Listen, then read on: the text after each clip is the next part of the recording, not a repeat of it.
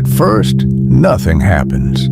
That's the most dangerous part. The first time you cross a line, there is no thunder, no warning, no immediate consequence that forces you to stop.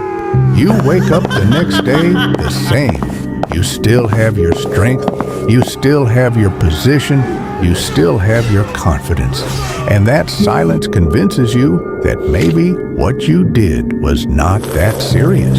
Stay with this story, because what you're about to hear is not just about strength or downfall. It is about how a man chosen for greatness slowly destroyed himself through compromise, one decision at a time. This is the story of Samson. From the very beginning, Samson was different. Before he was even born, his life had already been set apart. He was chosen, marked, and given a purpose that extended beyond himself. He was to live as a Nazirite, a man consecrated to God, bound by specific vows that symbolized discipline, separation, and spiritual focus. His strength was not random. It was not just physical. It was tied to his obedience, his identity, and his relationship with God. And for a time, Samson walked in that calling with undeniable power. He tore apart a lion with his bare hands as if it were nothing. He struck down enemies who came against him without hesitation. He carried the gates of a city on his shoulders, a feat so unnatural that it became a symbol of his unmatched strength. Everywhere he went, people recognized that something about him was different. He was feared by his enemies and respected by his people. But what people could not see was what was slowly forming beneath the surface. Because strength without discipline is unstable, and Samson had strength, but he lacked restraint. Long before Delilah ever entered the picture, Samson had already begun making choices that pulled him away from his purpose. The scriptures reveal that he began visiting prostitutes. He placed himself in environments that directly contradicted the life he was called to live. And at first, nothing happened. He still had his strength. He still defeated his enemies. He still walked away victorious. That is what made it so dangerous. Because when consequences do not show up immediately, it becomes easy to justify the behavior. It becomes easy to believe that you can continue living in compromise without paying a price. Samson began to confuse God's patience with approval, and that confusion is deadly. Every time he ignored conviction, his discernment weakened. Every time he chose desire over discipline, something inside him dulled. The fire that once burned strongly did not disappear overnight. It slowly faded, like a light dimming so gradually that you barely notice the darkness creeping in. This is how destruction works. It is rarely sudden. It is almost always gradual. And this is how the enemy operates. Satan does not always come loudly or obviously. He does not always kick the door down. He watches. He waits. He studies patterns. And every time you willingly crack the door open through repeated compromise, he becomes more comfortable stepping closer. Samson kept opening that door, and eventually Delilah walked through it. By the time Samson met Delilah, he was already vulnerable, not physically, but spiritually and emotionally. His judgment was no longer sharp. His discipline was already compromised. What came next was not random. It was the natural progression of everything he had been allowing into his life. Delilah was approached by the Philistines, Samson's enemies. They offered her money to discover the secret of his strength. Her assignment was clear. Her loyalty was never with Samson. And yet, Samson chose to remain close to her anyway. That is the first mistake many people make. They ignore clear intentions because they are emotionally attached. Delilah did not hide her motives. She asked him directly about the source of his strength. That alone should have been enough to make him walk away. But he stayed. The first time she asked, Samson lied. He told her that if he were bound with fresh bowstrings, he would lose his strength. That night, while he slept, she tested it. The Philistines came in to capture him. Samson broke free easily. That was the first warning. The second time, she asked again. He lied again. She tried again. He broke free again. The third time, the pattern repeated. At this point, the situation was no longer unclear. It was obvious. She had shown him 3 separate times that she intended to betray him. There was no confusion, no misunderstanding, no hidden signals, just repeated evidence. And yet, Samson stayed. This is where the real lesson begins. Because many people do not fall because they lack information. They fall because they lack the discipline to act on what they already know.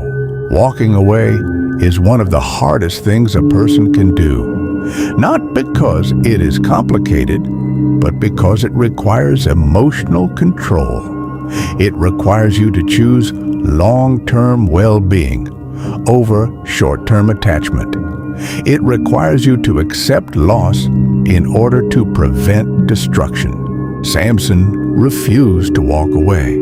He allowed himself to remain in a situation that was actively working against him. And over time, the pressure wore him down. Delilah did not stop asking. She persisted daily. She pushed, questioned, and manipulated until Samson became emotionally exhausted. And exhaustion is dangerous because when you are tired, your standards drop, your resistance weakens, your judgment becomes clouded.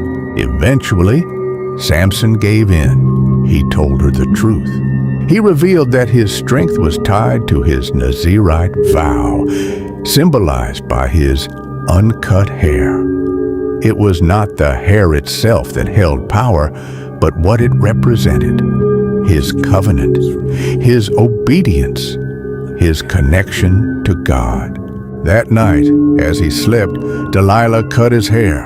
And then came the moment that defines everything. Samson woke up expecting things to be the same. He believed he could shake himself free like he had every other time. Because every other time he compromised, nothing happened. Every other time he crossed the line, he still had power. So he assumed this time would be no different. But consequences do not always come immediately. They come when you least expect them. The scripture says something deeply unsettling. He did not know that the Lord had left him. That is the danger of slow spiritual decline. You can lose something essential without realizing it is gone. The Philistines captured him effortlessly. The man who once tore apart lions and defeated armies could not even defend himself. They gouged out his eyes. They chained him.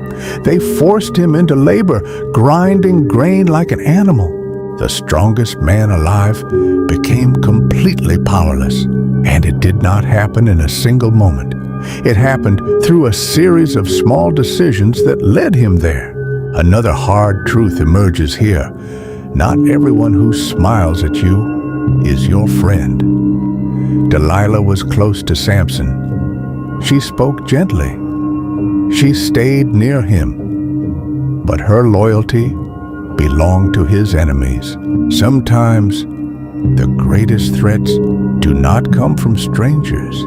They come from people you allow into your inner circle. Samson ignored every warning sign. He chose attachment over discernment. and it cost him everything. But the story does not end in chains.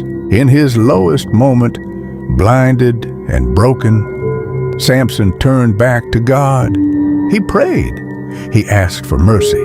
He acknowledged his failure, and God answered. This is a powerful truth. The mercy of God is real. It does not disappear because of failure. It does not run out because of mistakes. But mercy does not cancel consequences. Samson's strength returned one final time. As he stood between the pillars of a Philistine temple, he pushed with everything he had left. Destruction collapsed, killing him and his enemies. It was a moment of redemption, but it was also a tragic ending because it did not have to end that way. Things could have been different. If Samson had walked away from compromise early, his discernment would have remained sharp. If he had respected the warning signs Delilah showed him, he would have preserved his strength. If he had valued discipline over desire, he would not have ended in chains. But he did not, and that is the lesson. There is no sugarcoating it. Compromise is never harmless. It only feels harmless in the beginning. Sin that goes unchecked will eventually check you. Small decisions that seem insignificant today can shape your entire future tomorrow. Success can create false confidence. When you continue to win despite bad decisions, you begin to believe the rules do not apply to you. Samson experienced that firsthand. He slept with prostitutes and still had strength. He made reckless decisions and still defeated enemies. That pattern convinced him that consequences would never come until they did. And when they came all at once. That is how it works. Consequences are often delayed, not denied. They build quietly in the background until the moment they are revealed. Here is the truth you cannot ignore. Walking away is necessary. Not every relationship is meant to be maintained. Not every connection is healthy. And not every attachment is worth the cost. If someone shows you who they are repeatedly, believe them. If a situation is draining you, weakening you, or pulling you away from who you are meant to be, leaving is not weakness. It is wisdom. Samson had multiple chances to walk away. He ignored every one of them, and in the end, he paid the price. So remember this: the enemy rarely destroys you in one move. He does it in stages. He waits for you to compromise. He waits for you to ignore warning signs. He waits for you to grow comfortable in situations that are slowly breaking you down. And by the time you realize what is happening, you may already be too deep, unless you choose to walk away early. That is the difference. Because strength is not just about what you can carry. It is about what you have the discipline to leave behind. If you enjoyed this video, leave a like or subscribe. Remember, don't end up like Samson, because it is not Delilah's fault for testing you. It is your fault for having the ability to pass and yet still fail.